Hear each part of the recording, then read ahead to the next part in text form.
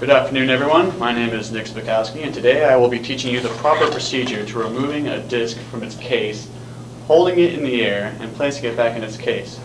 Now, why would this be important, you ask? Well, if you're like most people in the world, or at least in the United States, you've gone to at least one Blockbuster or Hollywood video in your lifetime. I'm sure you've rented a DVD where you brought it home, you started watching it, and halfway through the movie it just stops playing, it starts skipping or something, and that just upsets you a lot. So you try and clean it up as best you can, but it just doesn't seem to work, so you eventually drive back with your friends, walk up to the counter and go, "Hey, why isn't this disc working? It's your fault, isn't it? You don't clean up after your discs." And if you're in my position where I work at a Hollywood video, I have to sit there and reply to you. We clean our discs the best we can, but we can't go through them every day and make sure they're perfectly clean. And it's usually the way that people handle them that's why they get messed up. So, with that being explained, let me show you the proper way to remove a disc from its case. First off, when you open up a disc case, you don't open it up like that and ruin the binding. If you do that, you're liable to make the case very floppy so that when you drop it accidentally, the disc opens up like it just did right now.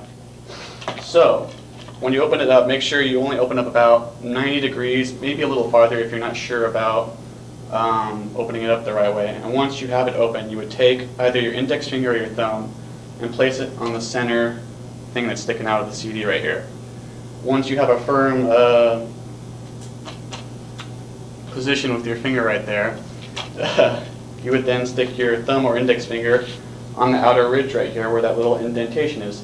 This allows you to slightly put pressure here and flick the disc out while maintaining a proper grip of the disc.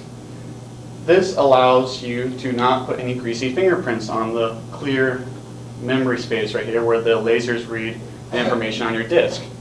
Now, if you were to grip it like this, like a frisbee, and get your fingerprints all over it, it's not very clean now.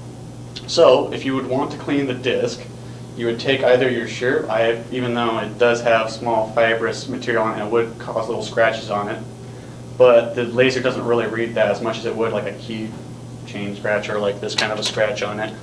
So you would take your little cloth or shirt that I have here and proceed to wipe in a circular motion, because if you wipe in a straight edge way, it would cause even worse damage than the mark that's probably already on there. So slow circular motions across the grease stains or the small scratches would allow the disc to be, I wouldn't say fixed, but at least cleaned up a little bit so you can try and put the disc back into its player and try and play it more properly. After you've washed your disc, you can again grab it between the ridge and the center fold here, and from that point on you would place the disc back into its case.